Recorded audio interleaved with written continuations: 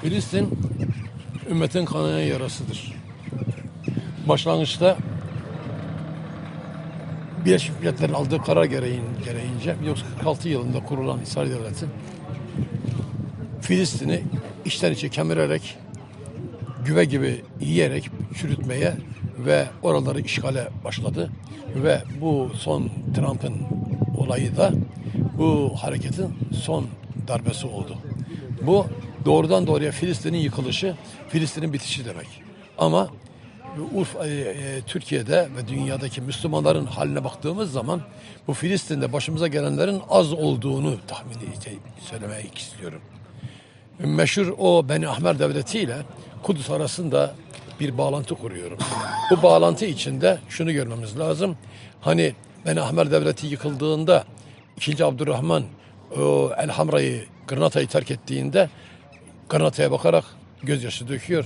Anası da diyor ki ağla oğlum ağla. Zamanında memleketini erkek gibi savunamayanlar şimdi karılar gibi ağlamaya başladılar der.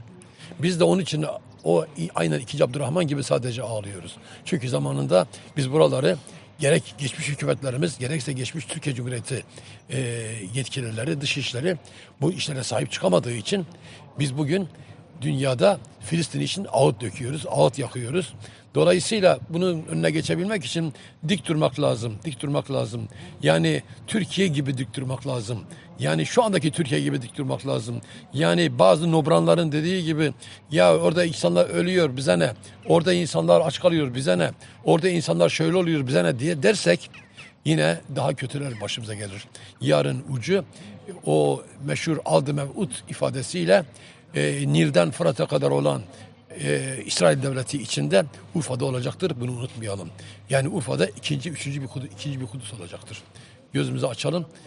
Mehmet Akif'in dediği gibi son dersi felaket ne demektir? Şu demektir. Gelmezse eğer kendine millet gidecektir. Trump'ın bu açıklaması pervasız bir açıklama. Ümmeti İslam alemini hiçe sayan, kendi başına hoyratça bir açıklama, pervasız bir açıklama. Bütün batıl bunu bilmeli ki Kudüs İslam toprağıdır. Ümmetin gönlünün başkentidir. Ümmetin ilk kıblesidir. Hazreti Peygamber'in miraca yükseldiği yerdir Kudüs. Dolayısıyla Kudüs'ü Trump'ın bu 100 yıllık planlama içerisinde İsrail'in başkenti olarak kabul etmesi bizim nezdimizde karşılığı olmayan bir cümledir. Biz Müslümanlar olarak, ümmet olarak Kudüs'ü bir intifadanın müteharrik noktası kabul ederek, bir kıyamın müteharrik noktası kabul ederek Filistinli kardeşlerimizin yanında olacağız. Kudüs'e sahip çıkacağız. Kudüs, İslam'ın ruhudur, özüdür, ilk kıblegahımızdır. Bizim özgürlüğümüzdür aslında Kudüs.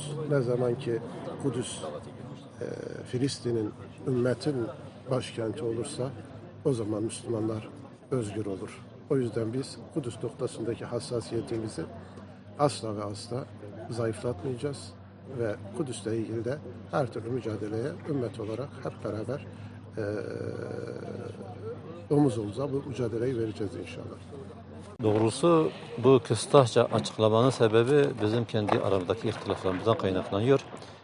Şayet bizim içerimizde birlik ve beraberlik olursa Allah'ın yardımı o zaman gelir ve bu insanlar değil böyle açıklamalarda bulunmayı, böyle bir düşünceye dahi sahip olamayacaklar. Maalesef en büyük yaramız onların bu konuşması değil, bizim ihtilaflarımızdır. Bizim de ümmet olarak bir an önce kendimize gelip onların bu tehlikelerini bertaraf etmemiz gerekiyor. Şimdi Kudüs sorunu doğrusu bir insanın vücuduna saplanmış bir hançer gibidir. Siz o hançeri çıkartmanız müddetçe o vücut sürekli acı çekecektir ve sürekli işlevsiz kalacaktır. Biz ümmet cohbesi olarak diyoruz ki kalbimize saplanmış olan bu Siyonist hançeri çıkartacak olur isek ümmet coğrafyasında şu an var olan bütün ihtilaflar, zulümler ve kargaşalar son bulacaktır ve kardeşlik paydası sürekli baki kalacaktır. Kudüs Müslümanların ilk kıblesi ve Hazreti Peygamber Aleyhisselam'ın orada bütün peygamberlerle beraber miraca giderken namaz kıldığı muhteşem bir mekandır. Dünyada 3 tane mukaddes yer var. Biri Mekke'dir, biri Medine'dir. Yani mescit olarak, biri de Kudüs'tür.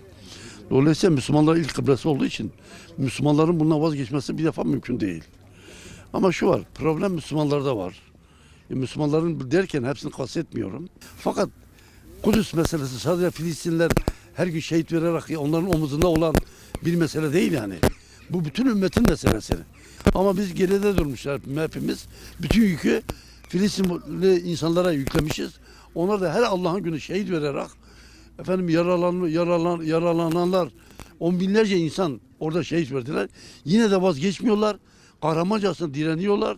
Devam ediyorlar.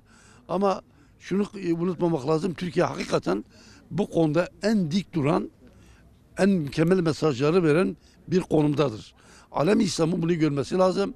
Eğer Türkiye'nin etrafında birleşirlerse bence ileride onların aldığı bu karar bir şeye gider. Yani bir hiç hükmüne geçebilir diye düşünüyorum.